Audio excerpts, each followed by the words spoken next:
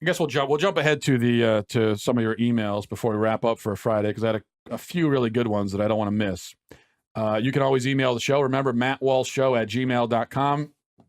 Had a few people just kind of chiming in on some of the topics we've been talking about. This is from Ash. She says, "Hi, Matt. Thinking on this Jussie Smollett thing tonight, and I am really mad. If this proves to be a hoax, and as of 1 a.m. Mountain Time, it appears to be that way, then it is undeniable proof that the left has weaponized racism as a means to silence and intimidate conservatives. I grew up in Atlanta, Georgia, the old South in the 80s and 90s. I've experienced real racism and seen older generations of racism up close. Making false claims about this, especially if he actually made a noose and put it on his own neck, is a bridge too far. This is so wrong. As a mother raising 3 white males, I am pissed off that a rich, incredibly privileged actor can perpetuate racial stereotypes of white men and falsely claim that something this horrific was done in their name. And you will probably get away with it too. And didn't his Empire co-star make false racism claims about her son recently as well? I don't know about that. I haven't heard about that.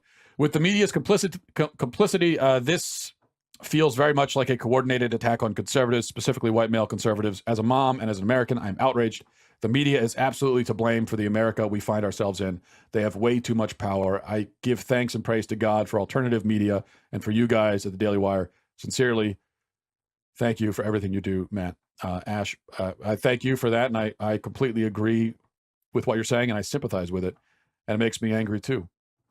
Although I will say that, yes, this is more proof that the left has weaponized racism, but this is certainly not the first piece of evidence that we have for that. This is from Brittany. She says, on the subject of drag queens, I do feel offended by what they do. Not necessarily because it's disordered, which it definitely is, but because of its influence on girls in our culture. As a teacher, I see the way young women dress and do their makeup every day. Drag has had significant impacts on the makeup trends that we see on the internet and in schools. One drag queen in particular has his own makeup line, which he markets to women and girls. Girls are wearing mask-like makeup with drag queen-like eyebrows, gigantic false lashes, and overlined lips, as well as overly contoured features. They look fake and feel the need to wear this kind of makeup, but they ironically no longer look feminine because of it. Thanks for bringing this up. I think that's another excellent point. I think girls and women are harmed in many respects by a lot of this gender non-conforming stuff, this this idea of gender being this fluid thing so that a man can actually be a woman. I think women are harmed in many ways, not the least of which being when you've got men coming into bathrooms and locker rooms with your daughter. But this is another angle as well. I appreciate you bringing that up. This is from Jesse. He says, hey, Matt, love the show. I have a question for you, please. How can you reconcile not believing in the death penalty with the existence of truly evil people? Why should Gosnell, El Chapo, Bundy, Manson, that is, etc., be allowed to sit behind bars for life on everyone else's dime when they could never be set free? If there's eternal life, what's wrong with releasing them for judgment a bit earlier and removing our responsibility of protecting ourselves from that evil? Hi, Jesse. Well, it's not necessarily the case that I don't believe in the death penalty. I've wavered on the issue back and forth. I've flip-flopped on it, I admit, quite a bit. I've never been in principle against it absolutely. As in, I've never felt that there's no circumstance where it's okay. I've never believed that. For a while, I was of the opinion that it's only ethically appropriate in third world countries and those sorts of situations where they don't have the prison infrastructure to segregate dangerous people from society for decades. But recently I have expanded my view, I'll admit. I've realized that when you have someone, especially someone as evil as what you just described, if you're going to keep them in prison for decades, that requires, I think, an undue and unfair burden on the public, on the taxpayer. Because if you think about it, some people are so evil, so horrible, so monstrous that even their fellow inmates won't tolerate being around them. So these people have to be held in protective custody forever, for their whole lives.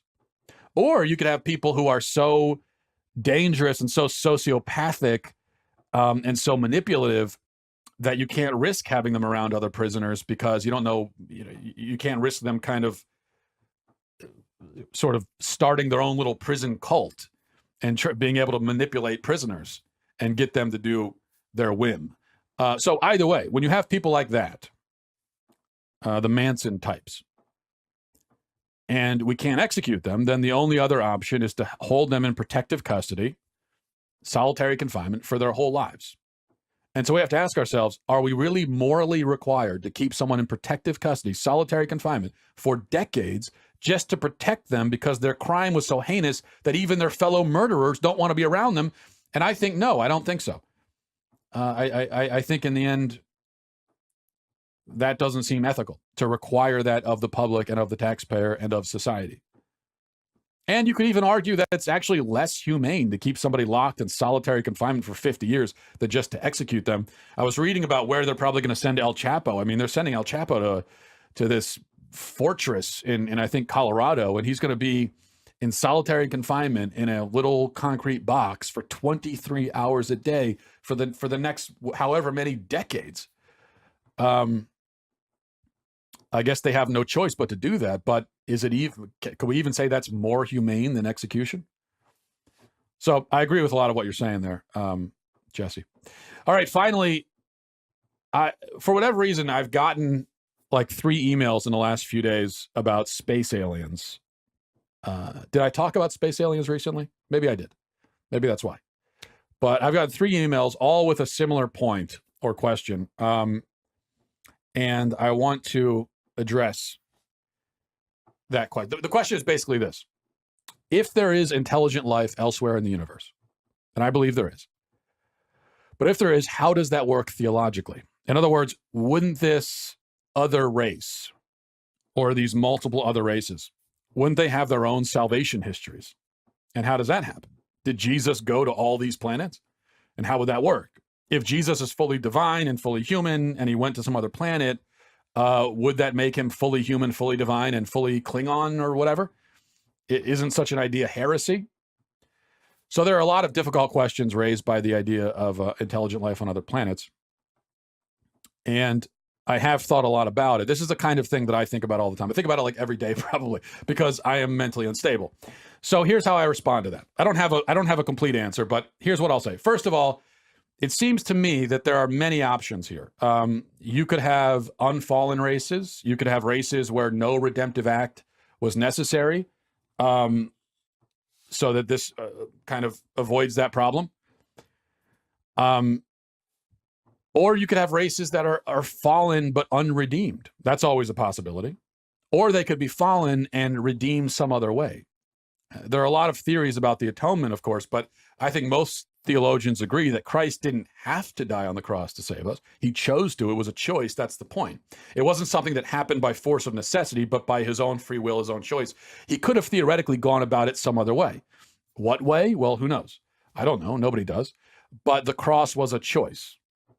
So could it be that if there are multiple races of fallen rational creatures, that they've all been redeemed in dramatically different ways, possibly in ways that wouldn't even make sense to us?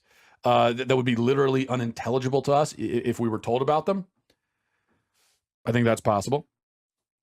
All of that seems weird to me, I admit. Hard to imagine, kind of unsettling, but they are possibilities. And here's the other point. I think theological challenges are raised more so by the idea of aliens not existing than by the idea of aliens existing, and I'll explain what I mean. We know that the universe is a very, very, very, very, very, very large place. There are something like 100 billion stars in our galaxy. That's just in our galaxy, 100 billion. And if each star has a few planets, then that means that there are easily 200 or 300 billion planets, possibly more, in our galaxy. How many galaxies are there? Well, probably 100 billion, at least. So 100 billion galaxies times 100 billion stars times however many planets on average, what does that equal? It equals a lot. It equals an incomprehensible amount. It equals an amount so huge that we may as well call it infinity. I mean, for all intents and purposes, we may as well say there are an infinite number of planets in the universe because the number is just so big that you couldn't even write it. It would take you days to even write the number of zeros that would be required. Is it really plausible that all of those planets, all of those trillions of planets are dead except for ours? Then why do they exist in the first place? Why make a universe so vast and so dead and so full of pointless, mindless violence and explosions and black holes and emptiness and everything if it's all just meant to be the home of one tiny little group of mortals on one small speck of dust in one unimpressive corner of one terribly ordinary galaxy? I mean, yeah, it could all serve some sort of mysterious cosmic purpose that we can't understand, fine. But the point is that such an idea, such a theory does raise its own unanswerable questions. And there's a bigger question or challenge, I think. Keep in mind that the most commonly used proof for God's existence is the fine-tuning argument. Okay, the fine-tuning argument, which I think is a great argument. I use it all the time. Very forceful argument. It says that the universe was finely tuned for life. Basically, there are certain constants in the universe that, had the dial been turned just a hair this way or a hair that way, would have made life impossible. And it is so vastly improbable that things would be calibrated this way to make life possible that you almost have to admit some kind of God to explain it, because it's the only way to explain something that improbable happening. That's the argument in a nutshell, if I didn't just butcher it. But if this universe of 100 billion galaxies with 100 billion stars apiece is almost entirely, completely dead, except for one infinitesimal little speck of dust hiding out in one little corner of it, then it seems that the fine-tuning argument loses a lot of its force, right? Because then the atheist can just say, well, it's not finely tuned. I mean, look at the universe. It's almost completely dead. What are you talking about, finely tuned for life? There's almost no life in it. It's dead. They could also say that, yeah, life is very improbable, but the universe had trillions of chances on trillions of planets to roll the right combination of dice to make life arise. And so if you mix up a bunch of chemicals on a zillion planets, it's almost certain that one of them will turn into life. That could be their argument. Now, I'm not saying that it obviously doesn't disprove God. If we're alone in the universe, that wouldn't shake my faith any, but I'm saying that it would make one of our best arguments less compelling.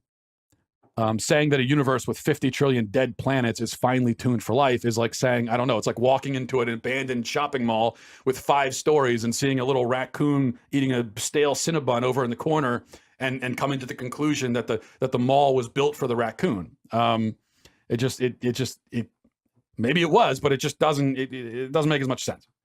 But if the universe is teeming with life, which I believe it probably is, then the fine-tuning argument is back in play, back with a vengeance. Because now you've got this huge, massive thing with life all over the place. And you can say, well, clearly it was fine-tuned for life.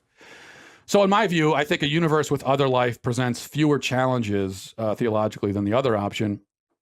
Though in the end, it doesn't matter because we'll never know anyway. We will never know what life is or isn't out there. So it just doesn't really factor in the end. The alien hypothetical is just that, a hypothetical. But it's an interesting hypothetical to think about in any case. All right. I'm glad I was able to get my alien spiel in at the very end there. And if there are aliens out there, I can only hope that somehow they're watching this show right now. All right. I'll talk to you on Monday. Have a great weekend. Godspeed, everyone.